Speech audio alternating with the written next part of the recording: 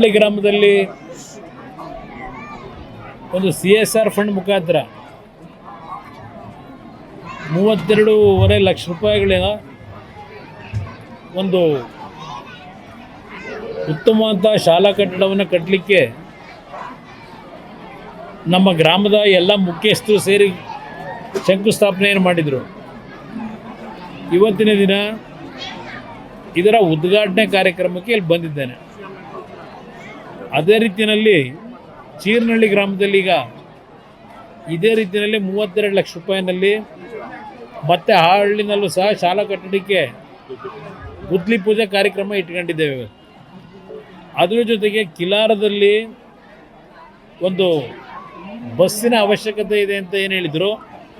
ಇವತ್ತು ಕಿಲಾರದ ಗ್ರಾಮದ ಮಕ್ಕಳ ಸುತ್ತಮುತ್ತಲ ಮಕ್ಕಳ ಶಿಕ್ಷಣಕ್ಕೋಸ್ಕರವಾಗಿ ಒಂದು CSR ಫಂಡ್ನಿಂದ ಮತ್ತೊಂದು ಬಸ್ಸಿನ ಒಂದು ವ್ಯವಸ್ಥೆಯನ್ನು ಅಲ್ಲಿಗೆ ಮಾಡ್ತಾ ಇದ್ದೇವೆ ಸರ್ಕಾರಿ ಶಾಲೆಗೆ.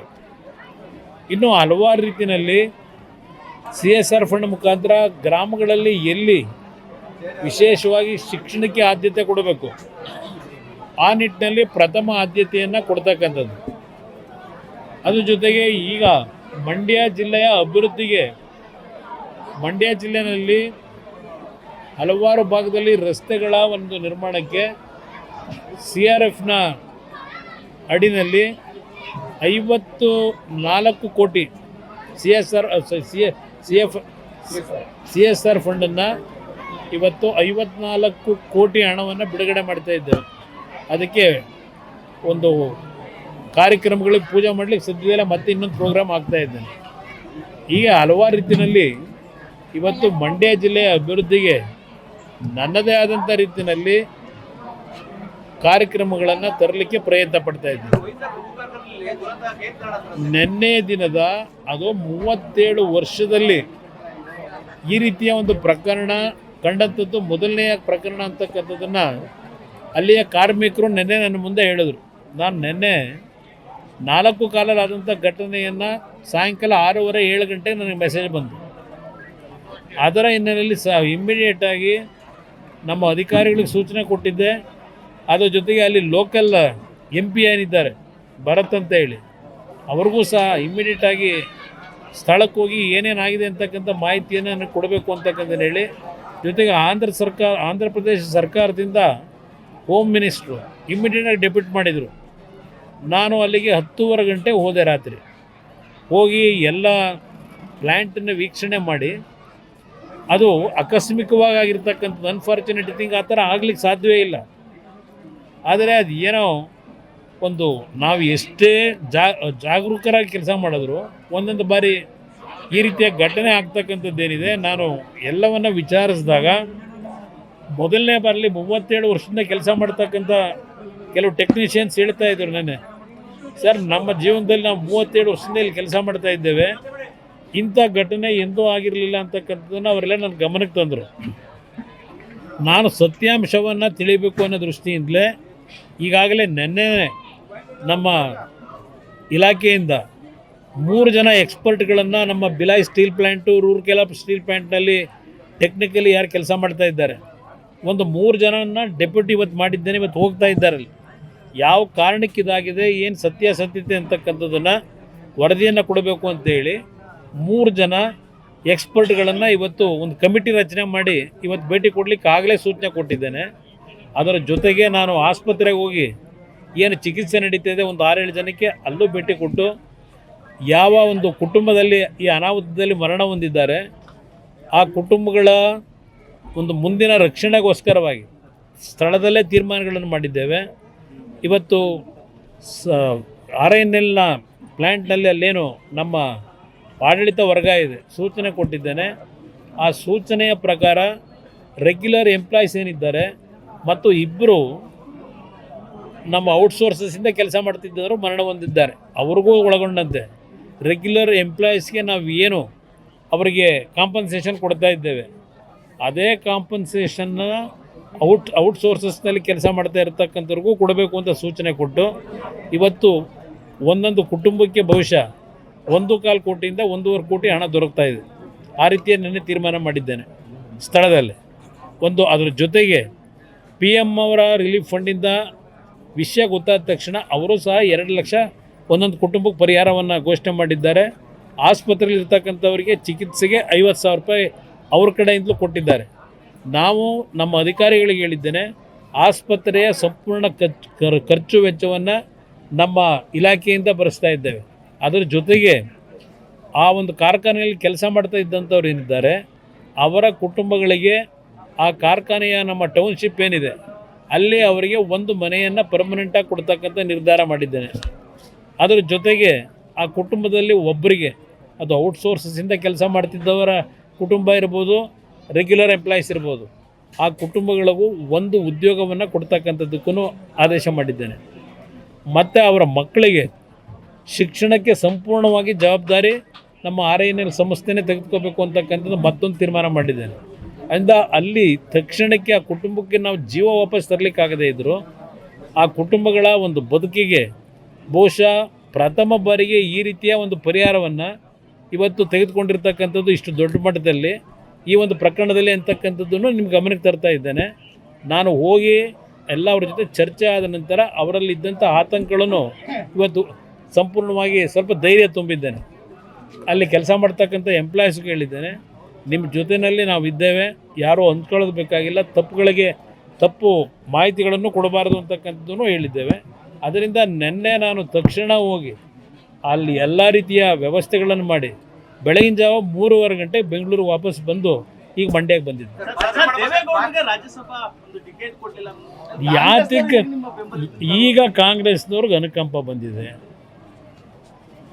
ಈಗ ಬಂದಿದೆ ದೇವೇಗೌಡರ ಬಗ್ಗೆ ಯಾವ್ಯಾವ ಥರ ನಡೆಸ್ಕೊಂಡಿದ್ದಾರೆ ಅವರ 70 ವರ್ಷದ ರಾಜಕೀಯ ಜೀವನದಲ್ಲಿ ದೇವೇಗೌಡರನ್ನ ಎಲ್ಲ ನಮಗೆ ಗೊತ್ತಿರತಕ್ಕಂಥದ್ದು. ನಾನು ಅದರ ಬಗ್ಗೆ ಚರ್ಚೆ ಮಾಡಲಿಕ್ಕೆ ಹೋಗಲ್ಲ.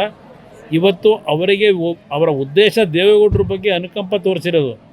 ಇವತ್ತು ಯಾವೊಂದು BJP JDSನ ಮೈತ್ರಿ ಇದೆ, ಈ ಮೈತ್ರಿ ಅವರಿಗೆ ಎಲ್ಲ ಒಂದು ಕಡೆ ಅಳಕಿದೆ. ಮುಂದಿನ ಚುನಾವಣೆ ಏನಾಗುತ್ತೆ ಅಂತಕ್ಕಂಥದ್ದು ಗೊತ್ತಿದೆ ಅವರಿಗೆ. ಆ ಹಿನ್ನೆಲೆಯಲ್ಲಿ ಈ ಮೈತ್ರಿಯಲ್ಲಿ ಬಿರುಕು ತರಬೇಕು ಅನ್ನೋದು ಒಂದು ದೃಷ್ಟಿ ಇಟ್ಕೊಂಡಿದ್ದಾರೆ. ಈಗ ಅರ್ಜಿ ನಾವು ಹಾಕಿದ್ದೀವ, ದೇವೇಗೌಡರನ್ನು ಕೊಡಿ ಅಂತ ಕೇಳಿದ್ದಾರಾ? ಅದು ಯಾವುದೋ ನಮಗೆ ಸಂಬಂಧ ಇಲ್ಲದೆ ಇರೋದು. ಅವ್ರ ಪಕ್ಷದ 60 ಜನ ಶಾಸಕರಿದ್ದಾರೆ. ನಾವು ಕೊಡಿ ಅಂತ ಕೇಳಿದ್ರೆ ಸಾರ್ವಜನಿಕವಾಗಿ ಯಾವ ರೀತಿ ದೇವೇಗೌಡರ ಬಗ್ಗೆ ಪ್ರತಿಕ್ರಿಯೆ ಬರ್ಬೋದು. ಇವತ್ತು ಕೆಲವರು ಚರ್ಚೆ ಮಾಡ್ಬೋದು, ಅಯ್ಯೋ ದೇವೇಗೌಡರು ಇದ್ದಿದ್ರೆ ಅಲ್ಲಿ ಧ್ವನಿ ಎತ್ತವರು ಅಂತೇಳಿ, ಅದು ಬೇರೆ ವಿಷಯ.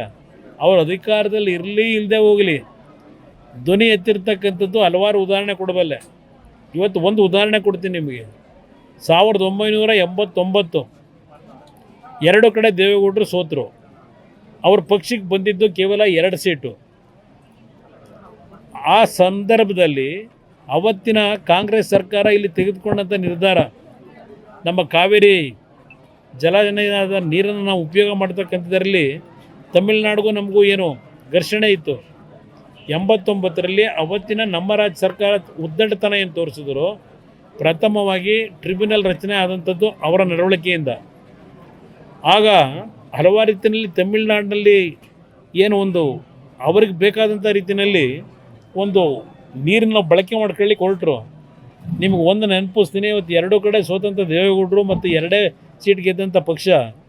ಆ ಸಂದರ್ಭದಲ್ಲಿ ಇಲ್ಲಿ ಬಹುಶಃ ನಮ್ಮ ಜೊತೆಲಿ ಈಗಿಲ್ಲ, ನಮ್ಮ ಯಾರಪ್ಪ ನಮ್ಮ ಲೀಡ್ರ್ ಇದ್ನಲ್ಲ, ಅಲ್ಲ ನಾನು ಬಂದಲ್ಲ ಮೈಸೂರು ಆಫೀಸಿಂದ ದುಡ್ಡು ತಗೊಂಬಂದಲ್ಲಪ್ಪ ಲಾರಿ ಕೊಡೋಕ್ಕೆ ಬಸ್ಗಳಿಗೆ, ಶಿವಾನಂದ್ ನಮ್ಮ ಬುದ್ನೂರು, ಅವರ ಮನೆಯಲ್ಲಿ ದೇವೇಗೌಡರು ಒಂದು ಮೀಟಿಂಗ್ ಕರೆದು ಅವತ್ತಿನ ಒಂದು ಸಂದರ್ಭದಲ್ಲಿ ನಮ್ಮ ಜನಕ್ಕೆ ಆಗ್ತಿರ್ತಕ್ಕಂಥ ಅನ್ಯಾಯಕ್ಕೆ ಅವ್ರು ಏನು ಯಾವುದೇ ಜನ ಸೋಲಿಸಿದ್ರು ಜನಗಳ ಪರವಾಗಿ ಧ್ವನಿ ಎತ್ತಿದ್ರು. ಮೈಸೂರಿನಲ್ಲಿ ಮೈದಾನದಲ್ಲಿ, ಮಹಾರಾಜ ಮೈದಾನದಲ್ಲಿ 2 ಲಕ್ಷ ಜನ ಸೇರಿದ ಒಂದು ಸಭೆ ಆಯಿತು. ಅದು ದೇವೇಗೌಡರ ಬಂದಂಥ ಬದುಕು. ಅವರು ಅಧಿಕಾರಕ್ಕೋಸ್ಕರವಾಗಿ ಇನ್ನೊಬ್ಬರ ಮನೆ ಮುಂದೆ ಹೋದವರಲ್ಲ. ಪ್ರಧಾನಮಂತ್ರಿ ಅಂತ ಸ್ಥಾನನೇ 5 ವರ್ಷ ಉಳಿಸ್ಕೊಳ್ಳೋಕೆ ಅವಕಾಶ ಇದ್ದಿದ್ದನ್ನು ಸ್ವಾಭಿಮಾನಕ್ಕೆ ಧಕ್ಕೆ ಆದರೆ 1 ನಿಮಿಷ ಇಲ್ಲಿರಲ್ಲ ಅಂತ ಬಂದಂಥವ್ರು. ಈಗ ರಾಜ್ಯಸಭಾ ಸೀಟಿಂದ ಅವ್ರ ಶಕ್ತಿ ಅವರು ಹೋರಾಟ ಮಾಡಬೇಕಾ? ಅವ್ರಿಗೆ ಬೇಕಾಗಿರೋದು ಭಗವಂತ ಕೂಡ ಆರೋಗ್ಯ. ಯಾರು ಕೊಟ್ಟಿದ್ರು? ಎಲ್ಲಿ ಕೊಟ್ಟಿದ್ರು? 1 ನಿಮಿಷ. ಕಾಂಗ್ರೆಸ್ಗೆ ಇನ್ನೊಂದು ಕ್ಯಾಂಡಿಡೇಟ್ ಆಗ ನಂಬರ್ ಎಲ್ಲಿತ್ತು? ಅವತ್ತಿನ ದಿನ ನಮ್ಮ ಸರ್ಕಾರ ಹೋಗಿತ್ತು, ದೇವೇಗೌಡರನ್ನು ಸೋಲಿಸಿದ್ರು 19ರಲ್ಲಿ ತುಮಕೂರಿನಲ್ಲಿ ನಿಲ್ಲಿಸಿ. ಆ ಸಂದರ್ಭದಲ್ಲಿ 4 ರಾಜ್ಯಸಭಾ ಸ್ಥಾನಕ್ಕೇನು ಚುನಾವಣೆ ಆಯಿತು, ಅವತ್ತು ಬಿ ಜೆ ಪಿನಲ್ಲೂ ಇನ್ನೊಂದು ಅಭ್ಯರ್ಥಿಗೆ ನಂಬರ್ ಇರಲಿಲ್ಲ, ಕಾಂಗ್ರೆಸ್ನಲ್ಲೂ ನಂಬರ್ ಇರಲಿಲ್ಲ, ಅಲ್ಲಿ ಇನ್ನೊಬ್ಬ ಅಭ್ಯರ್ಥಿ ನಿಲ್ಲ ಪ್ರಶ್ನೆ ಇರಲಿಲ್ಲ. ಇದೇ ಯಡಿಯೂರಪ್ಪನವರು ಅವ್ರ ಮುಖ್ಯಮಂತ್ರಿ ಏನಾಗಿದ್ದರು, ನಾನು ಅಧಿಕಾರ ಹೇಳಿದ್ರು, ಅವರೇ ಫೋನ್ ಮಾಡಿ ನನಗೆ ಹೇಳಿದ್ರು, ನೋಡಿ ನಾವು ಅಭ್ಯರ್ಥಿ ಆಗ್ತಾಯಿಲ್ಲ ಬಿ ಜೆ ಪಿಯಿಂದ, ದೊಡ್ಡವ್ರಿಗೆ ಈ ಥರ ಏನಾಗಿದೆ ತುಮಕೂರಿನಲ್ಲಿ, ಅವ್ರು ರಾಜ್ಯಸಭಾದಲ್ಲಿ ಇದ್ದರೂ ಒಳ್ಳೆಯದು ಅಂತ ಹೇಳಿ ನಾವು ಅಭ್ಯರ್ಥಿ ಆಗ್ತಿಲ್ಲ, ನೀವು ಚುನಾವಣೆ ನಿಲ್ಲಿಸ್ಕೊಳ್ಳಿ ಅಂತಕ್ಕಂಥದ್ದನ್ನು ಅವರೂ ಹೇಳಿದ್ರು. ದೇವೇಗೌಡರಾಗ ಒಪ್ಪಿರಲಿಲ್ಲ, ನಾನೇ ದೇವೇಗೌಡರಿಗೆ ಬಲವಂತವಾಗಿ ನೀವು ಅಲ್ಲಿರಬೇಕು ಅಂತ ಹೇಳಿ ಅವತ್ತಿನ ಪರಿಸ್ಥಿತಿನಲ್ಲಿ ಅವ್ರಿಗೇನು ಅವಕಾಶ ಇತ್ತು, ಆ ಅವಕಾಶ ಅವತ್ತು ಬಂದಿದೆಯೇ ಹೊರತು ಇವ್ರು ಬೆಂಬಲ ಕೊಟ್ಟು ಬಂದಂಥದ್ದಲ್ಲ. ಅದು ಯಾವ ಥರ ಅಯ್ಯೋ ರಾಮ, ಈಗ ಒಕ್ಕಲಿಗರು ಮುಖ್ಯಮಂತ್ರಿನ ಇದ್ದಾಗ ರಾಜ್ಯಸಭಾ ತಗೊಂಡು ಏನು ಮಾಡ್ತೀರಿ? ಪಾಪ ಒಕ್ಕಲಿಗರು ಮುಖ್ಯಮಂತ್ರಿನೇ ಇದ್ದಾರೆ, ಎಲ್ಲಿಂದ ನ್ಯಾಯ ಆಯ್ತದೆ? ಪಾಪ ಅವ್ರು ಉಳ್ಸಕ್ಕೆ ಅಲ್ವ ಮಾಡಿರೋದು. ಈಗ ಇನ್ನೊಂದು 2 ತಿಂಗಳು ನೋಡೋಣ ಸುಮ್ಮನೆ. ಅವೆಲ್ಲ ಯಾವುದಕ್ಕೂ ನಾನು ಚರ್ಚೆ ಮಾಡಲ್ಲ ಬ್ರದರ್, ಜನ ತೀರ್ಮಾನ ಮಾಡ್ತಾರೆ. ಗೇಮ್ ಪ್ಲಾನ್ ಏನಿಲ್ಲ ಬ್ರದರ್, ಇಲ್ಲಿ ಅವರು 2 ಓಟು ನಾವು 2 ಓಟು ಇಲ್ಲಿರ್ತಕ್ಕಂಥದ್ದು. ಬಟ್ ಅವ್ರ ಅಧಿಕಾರ ಇದೆ, ಮನಿ ಪವರ್ ಇದೆ, ಮಸಲ್ ಪವರ್ ಇದೆ, ಅವರು ನಮಗಿಂತ ಮೇಲಿದ್ದಾರೆ, ನಾನು ಅದರಲ್ಲಿ ಇಲ್ಲ ಅಂತ ಹೇಳಲ್ಲ. ಆದರೆ ನಾವು 18 ಶಾಸಕರಿದ್ದಾಗ ನಮ್ಮ ಶಕ್ತಿನೂ ನಾವು ಒಗ್ಗಟ್ಟಾಗಿದ್ದೇವೆ ಅಂತಕ್ಕಂಥದ್ದು ಒಂದು ಕಡೆ ತೋರಿಸ್ಕೊಳ್ಳೋದು ಪ್ರಥಮವಾಗಿ, ನಮ್ಮಲ್ಲೆಲ್ಲ ಒಂದು ಒಗ್ಗಟ್ಟಿದೆ ಅಂತಕ್ಕಂಥದ್ದು. ಅದರ ಜೊತೆಗೆ ಬಿ ಜೆ ಪಿಯ ಸ್ನೇಹಿತರುಗಳು ಈಗಾಗಲೇ ಹೇಳಿದ್ದಾರೆ, ಬಿ ಜೆ ಪಿ ಪಕ್ಷದಲ್ಲಿ 6ರಿಂದ 7 ಓಟು ಸರ್ಪ್ಲೇಸ್ ಇದೆ, ಅದು ನಮಗೆ ಕೊಡ್ತಕ್ಕಂಥ ನಿರ್ಧಾರ ಮಾಡಿದ್ದಾರೆ. ಅದರ ಜೊತೆಗೆ ನಮ್ಮ ಯತ್ನಾಳಿದ್ದಾರೆ, ಅವ್ರದ್ದೊಂದು ಓಟಿದೆ, ಅವ್ರನ್ನ ಉಚ್ಚಾಟನೆ ಮಾಡಿದರು, ಅವ್ರಿಗೂ ಮನವಿ ಮಾಡ್ತಾ ಇದ್ದೇವೆ. ಅದರಿಂದ ಒಂದು ಕ್ಲೋಸ್ ಫೈಟ್ ಇದೆ. ಅದರಿಂದ ಇಲ್ಲಿ ಕೆಲವು ಮಾಧ್ಯಮದಲ್ಲಿ ಅದೆಂಥದ್ದು ಕುದುರೆ ವ್ಯಾಪಾರ, ಆ ವ್ಯಾಪಾರ ಅಂತಕ್ಕಂಥದ್ದು ಏನಿದೆ, ಅದರ ಅವಶ್ಯಕತೆ ಇಲ್ಲ. ಯಾವುದೇ ವ್ಯಾಪಾರ ಮಾಡದೆ ಹಲವಾರು ರೀತಿಯಲ್ಲಿ ಈಗಿನ ರಾಜ್ಯದ ರಾಜಕಾರಣದ ಬೆಳವಣಿಗೆ ಏನಿದೆ ಅದರ ಹಿನ್ನೆಲೆಯಲ್ಲಿ ಹಲವಾರು ರೀತಿಯ ಗೊಂದಲಗಳೇನಿದೆ, ಅದು ಯಾವ ಕಡೆ ಬೇಕಾದರೂ ಆ ತಕ್ಕಡಿ ಇವತ್ತು ಬಲ ಬರ್ತಕ್ಕಂಥ ವಾತಾವರಣ ಇದೆ. ನೋಡೋಣಂತೆ. ನಾನು ಕಾಂಗ್ರೆಸ್ನ ಯಾರನ್ನೂ ಸಂಪರ್ಕ ಮಾಡಿಲ್ಲ, ಇದೆಲ್ಲ ಮಾಧ್ಯಮದಲ್ಲಿ ಬರ್ತಾ ಇರ್ತಕ್ಕಂಥ ಸುದ್ದಿಗಳು. ನಾನು ಯಾವುದೇ ಕಾಂಗ್ರೆಸ್ ನಾಯಕರನ್ನ ಭೇಟಿ ಮಾಡ್ತಕ್ಕಂಥದ್ದಕ್ಕೆ ಹೋಗಿಲ್ಲ. ನಾನು ಏನು ಸಲಹೆ ಕೊಡಲಿ? ಈಗ ಅವರೇ ತುಮಕೂರಿನಲ್ಲಿ ಭಾಷಣ ಮಾಡಿದ್ರು, ಕುಮಾರಸ್ವಾಮಿ 2 ಬಾರಿ ಮುಖ್ಯಮಂತ್ರಿಯಾಗಿ ಏನು ಕಿತ್ತಾಕಿದ್ದಾರೆ ಅಂತ, ಅದೇನೋ ಪದ ಬಳಸಿದ್ರು, ಏನು ಹರಿದವ್ರೆ ಅಂತ. 2 ಬಾರಿ ಮುಖ್ಯಮಂತ್ರಿಯಾಗಿ ಹೊರದಿರೋದು ಏನು ಅಂತ ಅಂದರು. ಯಾಕೆಂದರೆ ಎಲ್ಲದಕ್ಕೂ ಸಾಕ್ಷಿ ಗುಡ್ಡೆ ಕೇಳ್ತಾರೆ. ಈಗ ಸಾಕ್ಷಿ ಗುಡ್ಡೆ ನಿರ್ಮಾಣ ಮಾಡ್ತಾರಂತ. ಈಗ ನಾನು ಸಲಹೆ ಕೊಡೋದೇನೈತೆ, ನಾನು ಏನು ಕಿತ್ತೇ ಇಲ್ವಲ್ಲ, ಅರಿಯೋ ಕೆಲಸ ಮಾಡಿಲ್ವಲ್ಲ. ನನ್ನ ಹತ್ರ ಬಂದು ಸಲಹೆ ಏನು ತಗೋತಾರೆ? ಫೋಟೋ ಬೇಕು, ಫೋಟೋ ಪತ್ರಿಕೆಯಲ್ಲಿ ಬರಬೇಕು, ನಾನು ನೋಡಿ ಯಾವ ಥರ ಹೋಗಿದ್ದೇನೆ ಅಂತ ಹೇಳೋಕ್ಕಾಗಬೇಕು. ಒಂದು ಗಾದೆ ಮಾತಿದೆ, ಹಿರಿಕರು ನಮ್ಮ ಪೂರ್ವಿಕರು ಒಂದು ಗಾದೆ ಮಾತಿಟ್ಟಿದ್ದಾರೆ, ಅತಿ ವಿನಯಂ ಧೂರ್ತ ಲಕ್ಷಣಂ ಅಂತ.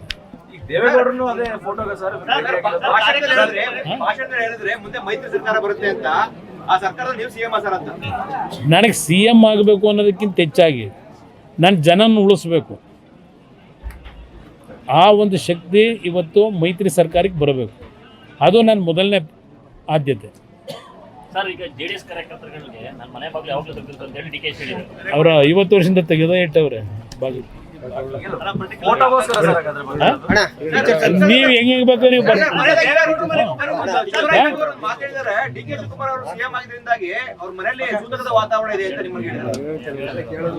ಜನ ತೀರ್ಮಾನ ಮಾಡ್ಕೊತಾರೆ, ಅದ್ರ ಬಗ್ಗೆ ಎಲ್ಲ. ಉಜ್ವಲ ಯೋಜನೆ ಒಂದ್ ಕಡೆ ಗ್ಯಾಸ್ ಪ್ರೈಸ್ ಆಯ್ತು, ಇನ್ನೊಂದ್ ಕಡೆ 9 ಸಿಲಿಂಡರ್ ಕೊಡ್ತಿದ್ದವ್ರು ಈಗ 4 ಇಳಿಸಿದ್ದಾರೆ. ಇದು ಜನಗಳು ಹೊರೆ ಆಗಲ್ಲ. ಇಲ್ಲಿ ಪ್ರಶ್ನೆ ಇವತ್ತು ಜನಗಳಿಗೆ ಎಲ್ಲ ರೀತಿಯ ಸುಲಭವಾಗಿ ದರದಲ್ಲಿ ಕೊಡಬೇಕು ಅಂತಕ್ಕಂಥದ್ದು ಕೇಂದ್ರ ಸರ್ಕಾರದ ಒಂದು ಕಮಿಟ್ಮೆಂಟ್ ಇದೆ. ಆದರೆ ಇವತ್ತು ಕೊಲ್ಲಿ ರಾಷ್ಟ್ರಗಳಲ್ಲಿ ಯುದ್ಧ ಏನು ನಡೀತಾ ಇದೆ, ಈಗಾಗಲೇ ಮತ್ತೆ ನೆನ್ನೆಯಿಂದ ಪ್ರಾರಂಭ ಆಗಿದೆ. ಅದರ ಅನಿವಾರ್ಯತೆ ಇವತ್ತು ಆ ಪರಿಸ್ಥಿತಿಯಿಂದ ಇವತ್ತು ಕೆಲವು ವಸ್ತುಗಳ ಬೆಲೆ ಏರಿಕೆ ಅನಿವಾರ್ಯವಾಗಿ ಮಾಡಬೇಕು. ಅದು ಬೇರೆ ದೇಶಗಳಿಂದ ನಾವು ರಫ್ತೇನು ಮಾಡ್ಕೊತಾ ಇದ್ದೇವೆ, ಆಮದೇನು ಮಾಡ್ಕೊತಾ ಇದ್ದೇವೆ. ಇವತ್ತು ಬೆಲೆ ಎಲ್ಲದೂ ಜಾಸ್ತಿ ಆಗ್ತಿದೆ. ಹಲವಾರು ದೇಶಗಳಲ್ಲಿ ಇವತ್ತಿಂಥ ಒಂದು ಪರಿಸ್ಥಿತಿ ಆ ಯುದ್ಧದಿಂದ ಪ್ರಾರಂಭ ಆಗಿದೆ. ಇವತ್ತು ಕಾಂಗ್ರೆಸ್ನವ್ರು ಇದ್ದಿದ್ರೆ ಏನು ಮಾಡ್ತಿದ್ರು, ಟೀಕೆ ಮಾಡೋರು. ಇವರಿದ್ರೆ ಏನು ಮಾಡೋದು? ಈಗ ಈ ಸರ್ಕಾರ ಕಳೆದ 3 ವರ್ಷದಲ್ಲಿ ಯಾವ್ಯಾವುದಕ್ಕೆ ಎಷ್ಟೆಷ್ಟು ಬೆಲೆ ಏರಿಕೆ ಮಾಡ್ಕೊಂಬಂದ್ರೆ ಯಾಕೆ ಏರಿಸಿದ್ರು ಬೆಲೆ? ಏನು ಮಾಡಿರೋ ಸರ್ಕಾರ? ಅವ್ರಿಗೆ ಯಾವ ನೈತಿಕತೆ ಇದೆ ಹೇಳೋದಕ್ಕೆ? ಕೇಂದ್ರ ಸರ್ಕಾರ ಈ ವೆಹಿಕಲ್ಗಳಿಗೆ ಪ್ರೋತ್ಸಾಹ ಕೊಡ್ತಾ ಇದೆ, ರಾಜ್ಯ ಸರ್ಕಾರ ತೆರಿಗೆ ಜಾಸ್ತಿ ಮಾಡ್ತಾ ಇದೆ ಈ ವೆಹಿಕಲ್. ಅದನ್ನೇ ಹೇಳ್ತಾ ಇರೋದು. ಅದು ಅವ್ರು ಹೇಳಲ್ಲ, ಇದನ್ನು ಮಾತ್ರ ಹೇಳ್ತಾರೆ. ರಾಜ್ಯದ ದೊಡ್ಡ ಅಭಿವೃದ್ಧಿ.